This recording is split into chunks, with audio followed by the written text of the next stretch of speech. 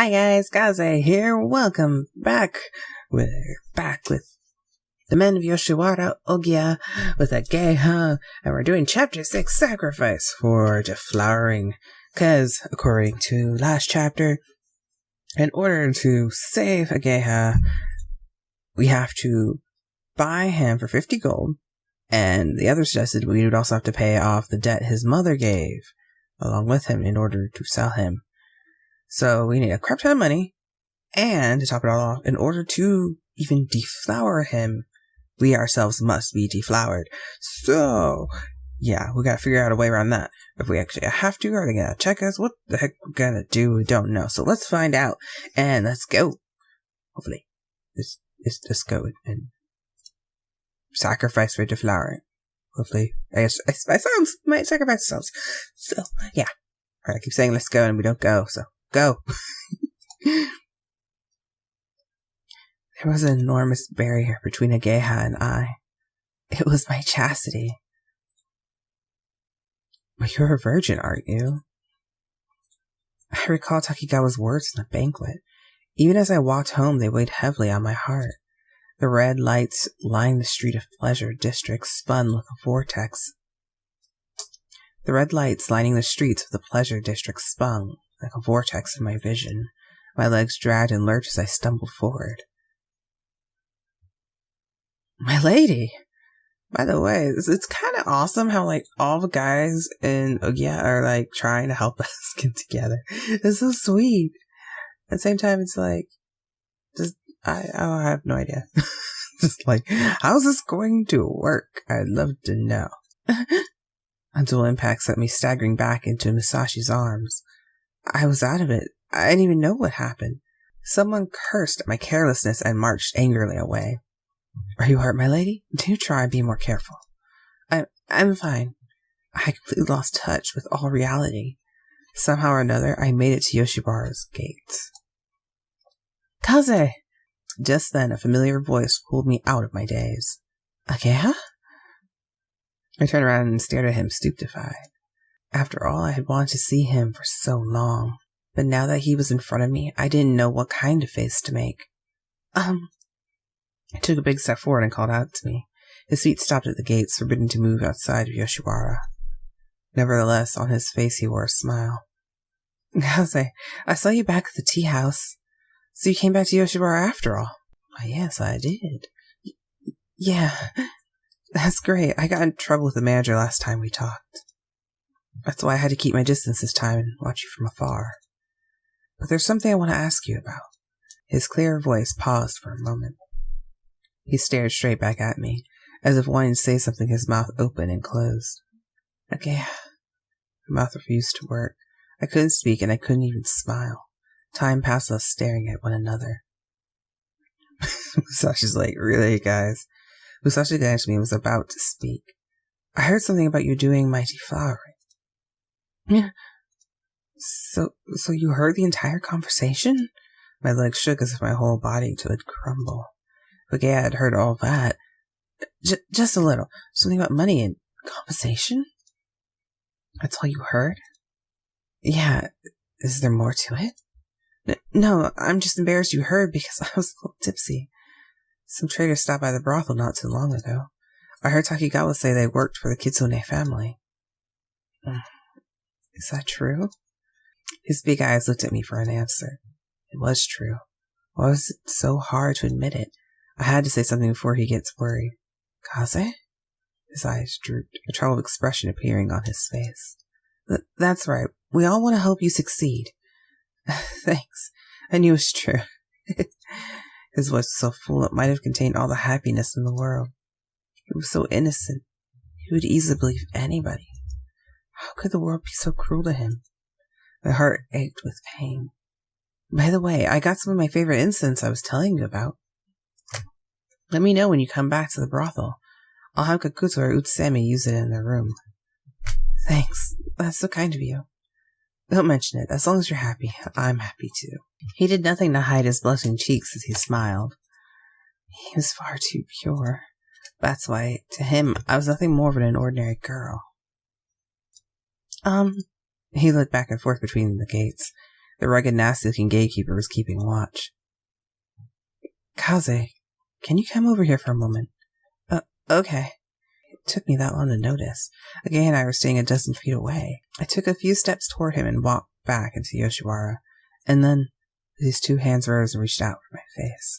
Oh, okay, hi. He gently cradled my head, and then his pink flower lips pressed on my forehead. Was he even allowed to do that? After all, he was just an apprentice. My heart pounded, worried he might get in trouble. Are you worried? Of course. What if you get punished again? No need to worry. See? Huh? I glanced all around us. We were standing amongst a crowd of men and women saying their farewells. Knowing we were also one of them made my cheeks warm. No one's going to notice in this crowd. If any does, I'll just say a cherry blossom petal was stuck on you. He turned his gaze to the full blossom tree that hung over the street. The night breeze and petals dancing through the air. No worries then. Yeah. Listening to his charming voice spread a smile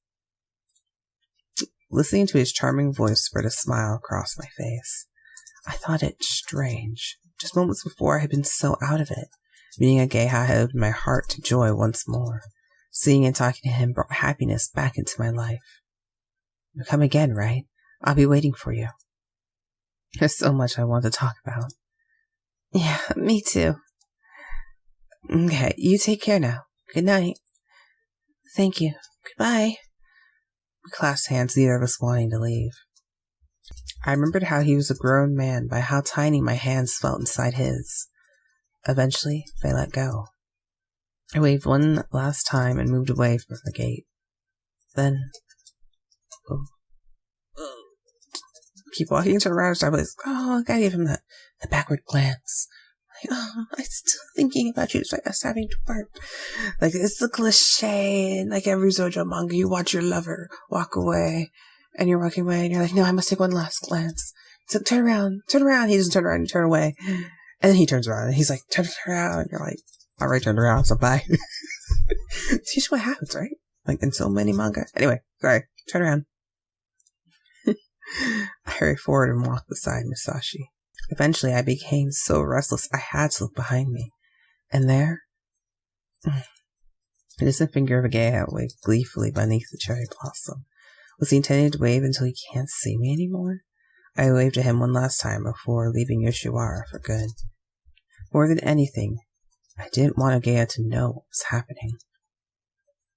Obviously, I have to be deflowered. That night, I hurried to bed, trying to keep my mind free of thoughts. But Ageha's face as he waved goodbye just wouldn't leave me. It made me want to protect him. Next morning, I got ready and called Musashi early in the morning. My lady, what can I do for you? Do you remember the talk I had with Mother the other day? Yes. His face turned grim. He was worried about what I would say next. He had never heard my plans to Takigawa and Asagiri since he wasn't there. I still haven't changed my mind about buying Ageha. But my lady, don't worry, I don't intend to ruin my family's honor. I will convince Mother that I am a responsible woman. Make arrangements for a courtesan as quickly as possible. My lady? He was clearly shaken by that command. You mean to... Please, don't make me say more. Do you not value your body or heart? This is... I know what it is. I'm trusting you to make the right choice. Musashi clenched his fists and slammed them into his own knees. I understand. I'll take care of the arrangements. Keep it with Ohgiya, though. I don't want Mother to get suspicious. Right, but is this what you really want? Meaning? I know you have the feelings for Ageha. If you go through with this, my lady... I'll do whatever it takes to make Ageha mine. Make him free. I will not stand to see someone else deflower him. Sashi, please. If this is what you desire, my lady. My bodyguard looked tormented by my decision. However, he silently obeyed and left the room. Alone in my room, I let out an exhausted sigh. I hadn't the luxury to show weakness anymore. If I wanted to make Ageha happy, sacrifices had to be made. I convinced myself it had to be done. Still, it pained me so greatly I dug my head in my hands. Several days later, I headed back to Yoshiwara and Musashi. The arrangements had been made, and the time had come. Oh my god, what did I do? Who did he choose for me?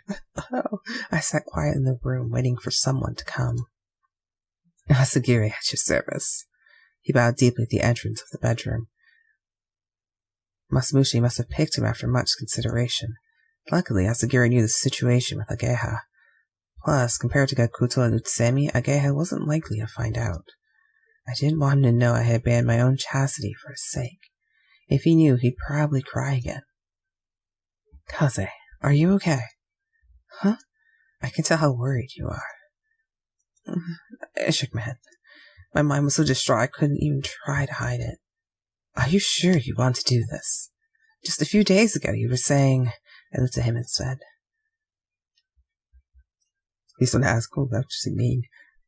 Silence. No, I am sure. I'm doing this for Ageha. We're going to get him free.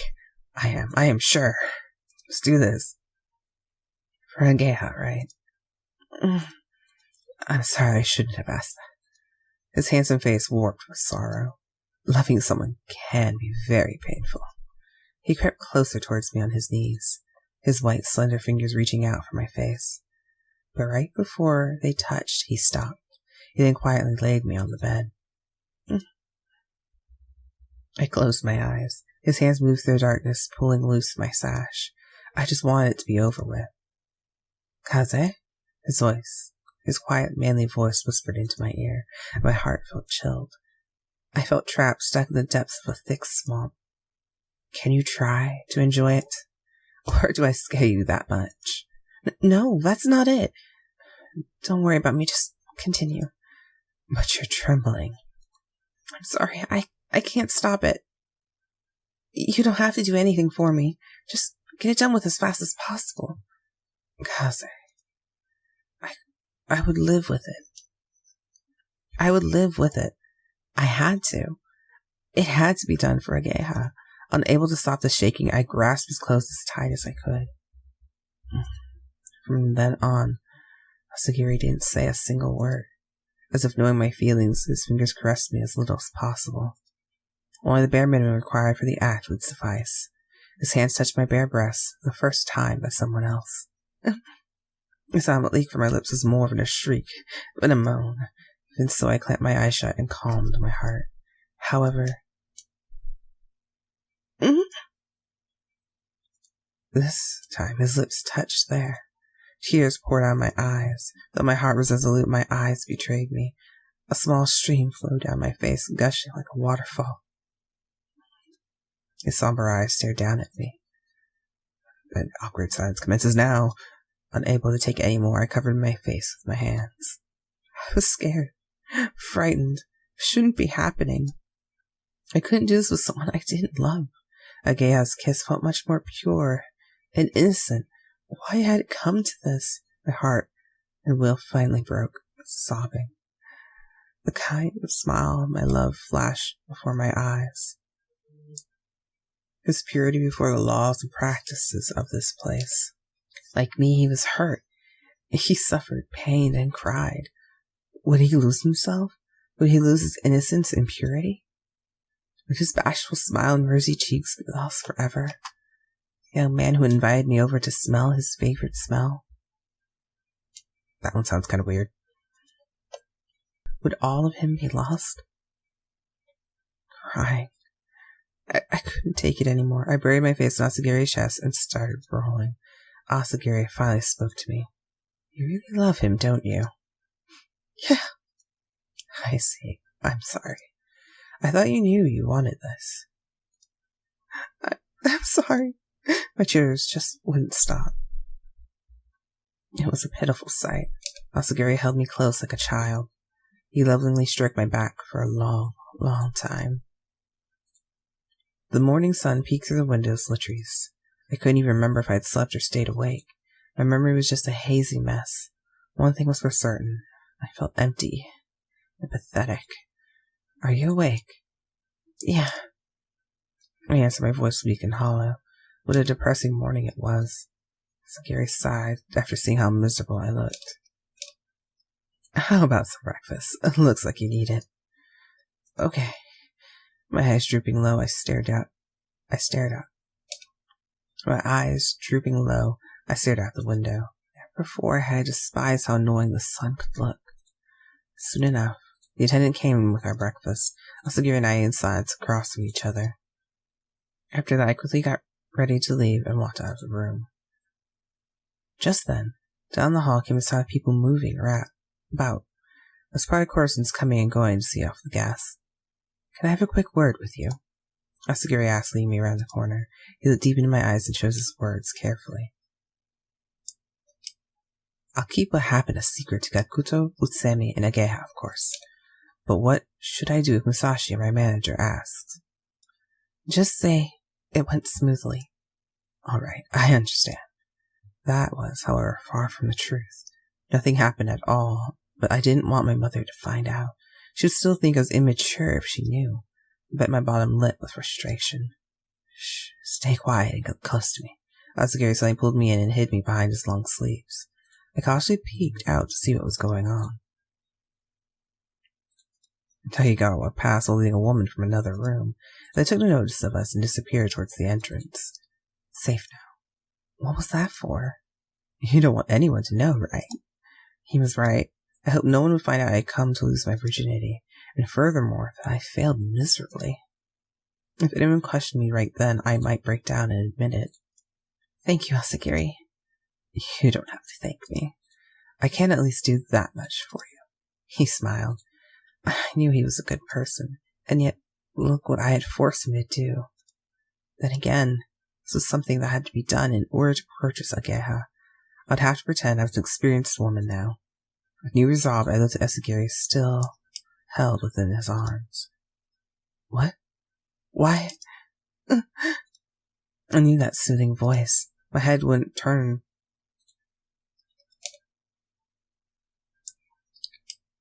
Okay, my head wouldn't turn by place rust.